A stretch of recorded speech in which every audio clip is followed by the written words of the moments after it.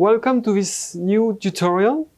Today we will talk about one of the 3 methods regarding relaxation. The first method was breathing techniques or vagal techniques. The second one is the autogenic training of Schultz or Schultz autogenic training. And this one today, it will be the Jacobson progressive muscular relaxation. The question is, usually it's indicated if your patient have an anxiety disorder, especially if it's agoraphobia or if you have panic disorder. It's also useful if you have a generalized anxiety disorder or GAD. But in any case, it can be used in a lot of different kind of diseases. For addiction, it also could be useful. The question that the patient we have seen often ask is, okay, what kind of techniques can I use? And you can answer them, well, it depends how you are feeling. If you are feeling that you are tense, that you are tense on the shoulder, and you have muscle tension, and you feel pain on your back, then it's better to use this technique, the Jacobson technique. But if you are disturbed by the feeling you had when you are anxious, for example, the feeling of warmth, the strange feelings in the hands, then it's better to practice autogenic training of Schultz. Anyway, as tingling, for example, I was searching for the word tingling. If your patient feels some tingling in their body, it's better to practice autogenic training. Anyway, so if I feel tension, if I feel tense, I'm always stressed and I feel tense, this technique would be quite useful, the Jacobson technique. So we will start right now. You can ask your patient to be relaxed, to just sit on your sofa, on his seat, and to take off his vest and to take off any handbag so you can have some room to move. You can be relaxed and comfortable. Once he or she is ready, you can start. And you always start with the right hand, or if you wish, the dominant hand. If it's left-handed person, with the left hand. But for this example, for this tutorial, we start with the right hand. So you ask your patient, once he sits or lay down, you ask him or her to clench the fist and to clench it quite strongly, which means almost 80% of contraction, of tension. Once the fist is clenched, you ask them to focus their attention on their fist and the feeling they have in the fist. Usually tension, burn feeling, pain, and they have to focus their mind on it. All the other part of the body, arm, shoulders, chest, legs should be relaxed. It's only the fist which are clenched, which are tense. So they have to clench a fist at 80%, focus their mind on it. So they have to focus their mind on the burning feeling, the tension, the contraction, first phase. And second phase is the relaxation procedure. So they have to relax their hand, and you talk to them when you explain all this. So you ask them to slowly decrease the tension in their fist, to let progressively the hand open and their fingers to spread out, and to focus their mind on the decrease of the tension, of a burning feeling reduction, until the hands are open and completely relaxed. Then you do exactly the same thing for each segment of their body. So after the hand, then the biceps. So you ask them to clench, to contract, to tense their arm. at 80%. So they have to do it, and the hand is relaxed now. And all the other part of the body are relaxed. And ask them to focus their mind on the arm. Focus their mind, their attention on the pain, the burning feeling, the tension, the contraction. And then to second phase, to let it go, to progressively, slowly let their arm going back to the rest position and focus their mind on the tension reduction, of the decrease of the pain, of the mitigation of the pressure, until their arm is completely relaxed. It will help, in fact, your patient to really understand, really feel the two states, contraction or tension, and relaxed state. By doing this exercise, he will be more controlled, be more aware of the overall tension of his body. And it will help him at any time to feel the tension, to detect the tension, and to relax immediately the tension, instantaneously the tension. So hand, arm, and now front head. So you ask them to frown. So they have to frown, and they can also close their eyes if they want, as if they are expressing unsatisfaction, or if they are angry. And they feel that they will feel some pain, some pressure here on the orbicular muscle. Focused their mind on it, the pain, the pressure, and then second phase, to let slowly the eyebrow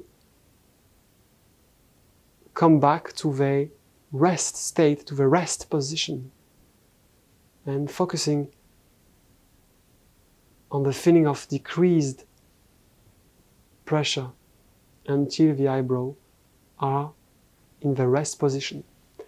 Same idea regarding the jaw, to clench their jaw. So they have to clench their jaw, and they feel pain. They will feel the pressure here on the masseter muscle. So they have to clench their jaw, focused on the pain and or the burning feeling, on the tension. And second phase, to relax their jaw. You can do the same with lips. You can also contract the lips. Anyway, and then you carry on going down in the sequence with the neck. You can ask them to contract the sternocleidomastoidean muscle. To do so, you have to ask them to bend their head against the force of the palm. This way you can feel that here and here the muscles are tense. We have to focus the mind on the tension, the burning feeling. The rest of the body is relaxed. And then slowly you decrease the pressure with the palm, and this way you reduce the pressure on the neck, on the muscle. You slowly come back to the rest position, and your neck is completely relaxed. Then you carry on going down with the chest. So to contract the diaphragm, you have to expand your chest like when you are in apnea. So you ask your patient to make a very strong breath in. This way you can feel the diaphragm is contracting, is tensing, is tense. Remain this way, focused on the tension on the chest. And then second phase, by relaxation, they simply have to breathe out and focus their mind on the mitigation of the pressure, of a reduction of the tension, and the difference of state between the two phases, contraction and relaxation. Then the belly, the abdomen. So they ask them to tense their abdomen like this.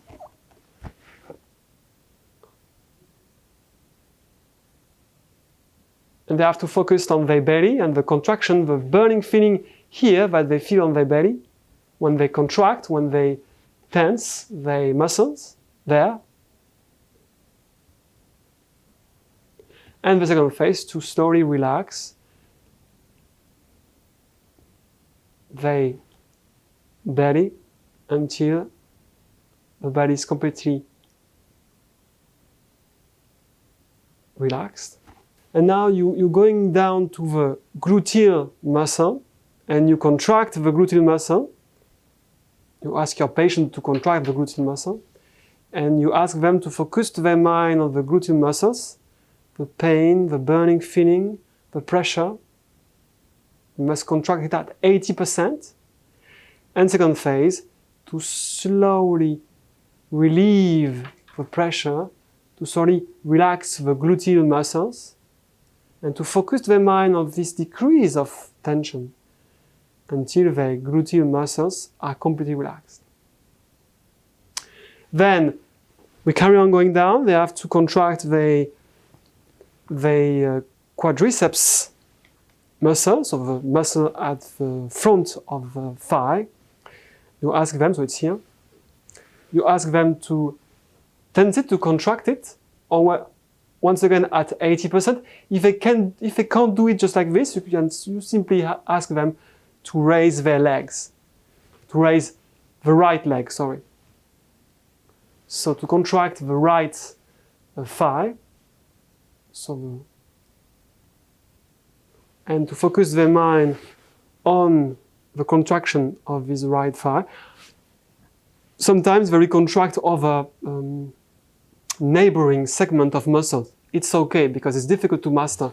It will take several weeks to really succeed to isolate specifically a segment of muscle. And then second phase, to relax the right thigh, to focus on the mitigation of the pain and the decrease of the contraction until the thigh, until the quadriceps muscle is relaxed. Then the calf, they can contract the front muscles of the calf by raising their right foot.